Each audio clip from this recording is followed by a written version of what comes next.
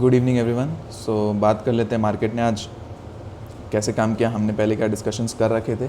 सो कल वीडियो नहीं बनी पाई थी because of some reasons, but मैंने टेलीग्राम पे लेवल्स दे दिए थे आपको कि इस लेवल के नीचे या ऊपर ही आपको कोई काम करना है। तो आप देखोगे अगर तो निफ्टी में तो फ़िलहाल कुछ नहीं हो रहा। निफ्टी में ये 750 और ऊपर में 25,000, ठीक है। और इसके ऊपर 20 पॉइंट बफर ले लो आप, 20 से 25 पॉइंट, और इसके नीचे भी 20 से 25 पॉइंट बफर ले लो, ठीक है। क्यों बफर? क्योंकि 25,000 की इंडेक्स होने जा रही है यार। 25,000 की इंडेक्स हो गई है तो ये बफर रखना ज़रूरी है कि ये 20-25 पॉइंट ऊपर नीचे हो सकता है, ठीक है। तो ये रेंज है, इसके बाहर ही हमें कोई अच्छी ट्रेड मिलेगी, ठीक है।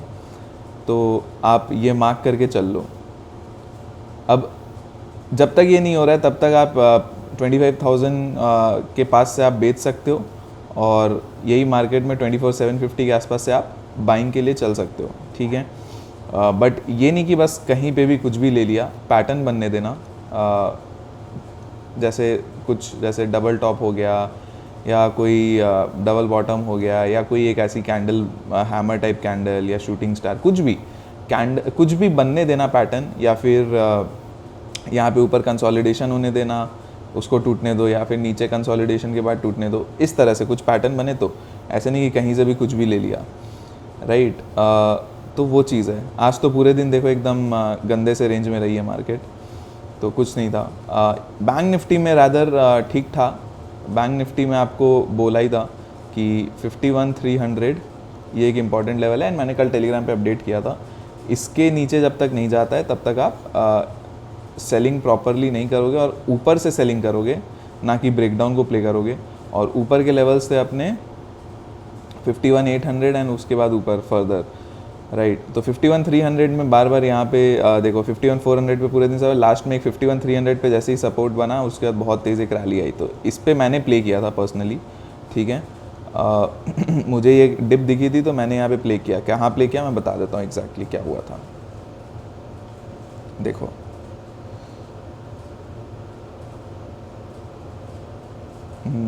देखो, तो मैंने बेसिकली ये किया कि यहाँ पे 52,300 के आसपास आई, ठीक है, 51,300 के आसपास।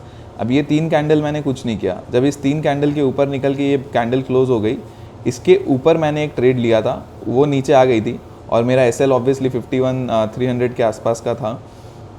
थोड़ा बड़ा एसएल था, 100 पॉइंट का एसएल था लगभग, बट प्रीमियम, छोटे प्रीमियम खरीदे थे मैंने, जो जैसे उस समय 51,500 का प्रीमियम चल रहा था, लगभग 27 रुपये के आसपास, 27 से 30 रुपये के आसपास, ठीक है। तो लॉस भी होता तो ज़्यादा से ज़्यादा ज़ीरो हो जाता। तो मैंने वो प्ले किया था, एंड इसके ऊपर निकला, एंड उसके बाद मैंने होल्ड किया, तो ये काफ़ी अच्छा मूव दे गया, ठीक है।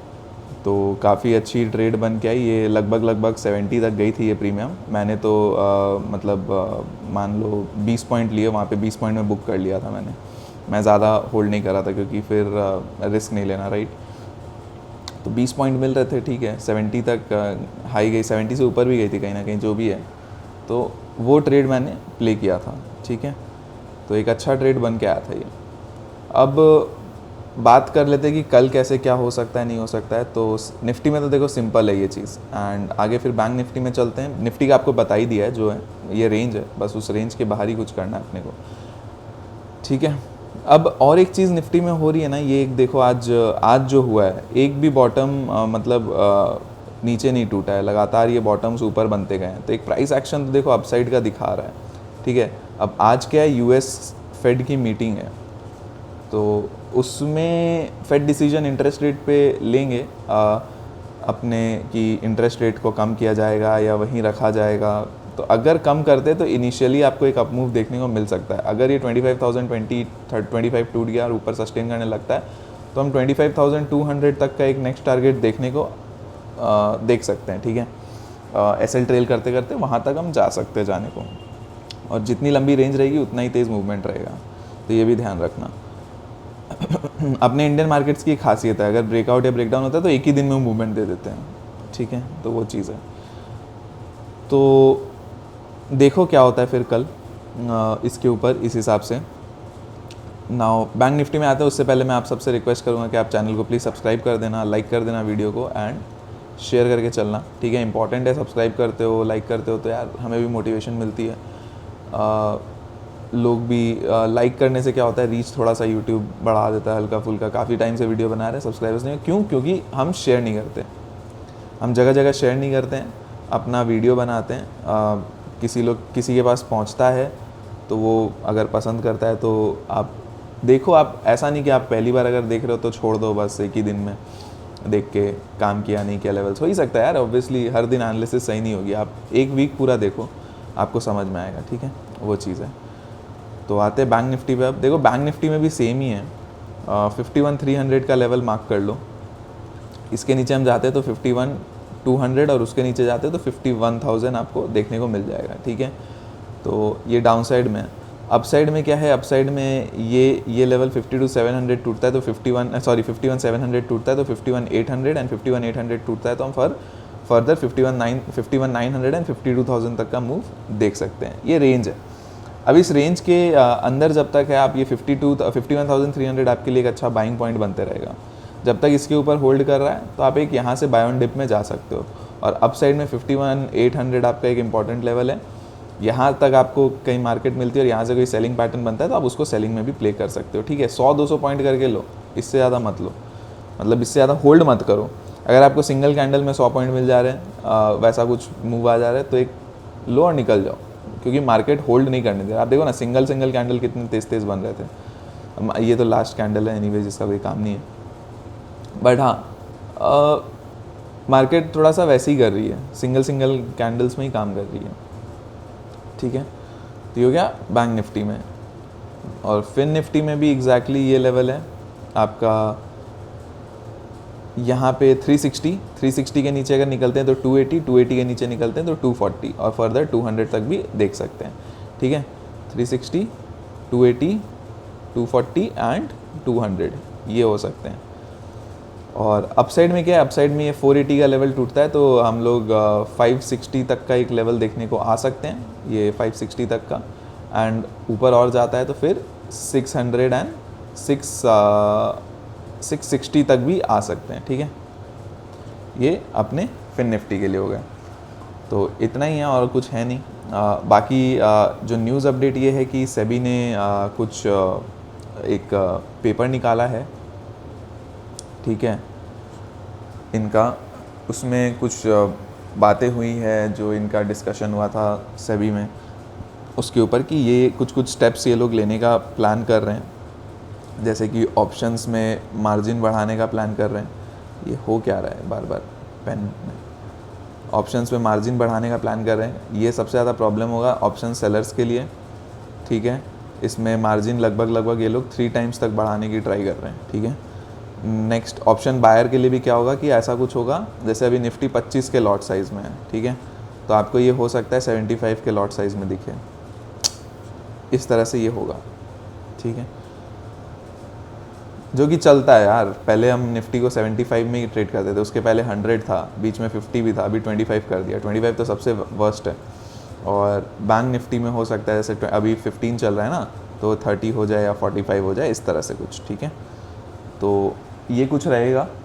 और जहाँ रही बात ये कि स्ट्राइक प्राइसेस में भी चेंजेस कर सकते हैं ये लोग। हो सकता है निफ्टी में जैसे स्ट्राइक प्राइसेस को 100 पॉइंट में कर दे, जैसे अभी 50 में चलता है, एंड बैंक निफ्टी में 200 में कर दे, जो कि करना चाहिए, तो मार्केट में रेंज खुलेगी। और एक चीज़ ये लोग क्या है, ये लोग हाँ, वीकली एक्सपायरी जो वीकली क्या ऑलमोस्ट डेली जो एक्सपायरी हो रही है ना, उसको बंद करने के पीछे हैं। और वो बहुत अच्छा हो जाएगा अगर मार्केट में ये चीज़ हो जाए, क्योंकि लास्ट 1.5 साल में ये चीज़ बहुत तंग कर रही है लोगों को। आप देखोगे तो ऑप्शन से ये पिछले कुछ महीनों में जो ये हुआ है, वीकली डेली एक्सपायरी होने लगा है, तो वो बहुत तंग कर रही है। तो ये लोग बेसिकली बोल रहे हैं कि एक एक्सचेंज के लिए एक इंस्ट्रूमेंट में आप एक्सपायरी वीकली कर सकते हो, बाकी सब मंथली, ठीक है। तो अब जैसे BSE जो है वो अगर चाहे तो सिर्फ खाली सेंसेक्स को ही कर सकती है और NSE अपने निफ्टी को कर सकती है, राइट। आप देखोगे तो ये सबसे ज़्यादा प्रॉब्लम इसमें NSE के लिए ही है, क्योंकि NSE के ही मेजर इंडेक्स है Nifty, bank Nifty, fin Nifty, mid cap, ठीक है। फिर अभी ये निफ्टी अल्फ़ा भी करके कुछ आया है, मतलब भरे पड़े हैं। और BSE के लिए क्या है, सेंसेक्स और बैंकेक्स, तो BSC में तो कोई दिक्कत नहीं है, वो खाली सेंसेक्स को कर देंगे, सॉरी वर्ड गलत हो गया, सेंसेक्स होगा, तो सेंसेक्स को कर देंगे। और निफ्टी में जहाँ तक अगर ये होता है, निफ्टी लगती है मुझे कि निफ्टी में एक वीकली एक्सपायरी डालेंगे ये लोग रादर देन बैंक निफ्टी को मंथली में शिफ्ट कर देंगे, एंड अच्छा है, कोई दिक्कत नहीं है। इससे मार्केट में ये आपको मूव्स मिलने स्टार्ट हो जाएंगे यार, ठीक है। तो इतना ही है। और जैसे ये लोग और भी प्लान ये था कि जैसे जब एक्सपायरी के नियर आएगी मार्केट में, एक्सपायरी के नियर आप जब आ जाओगे तो उस ऑप्शन के प्रीमियम में आपको थोड़ा सा मार्जिन एक्स्ट्रा देना पड़ेगा, जो स्टॉक ऑप्शन के में होता है जनरली। तो वैसा ही कुछ ये लोग इंडेक्स में भी प्लान कर रहे हैं, ठीक है। तो बहुत ज़्यादा कुछ बायर के लिए फ़र्क नहीं पड़ेगा। अगर आप एक लॉट लेते हैं, 25 का एक लॉट लेते हैं, वो उसमें फ़र्क पड़ सकता है। अगर आप 2-3 लॉट में काम करते हैं तो उतना कोई फ़र्क नहीं पड़ेगा, ठीक है। तो चलिए इतना ही आज के लिए, बाकी डिस्कशन हम कल के दिन के लिए रखते हैं। एंड देखते हैं फेड क्या डिसीजन लेता है, उसके ऊपर बहुत कुछ आज होगा।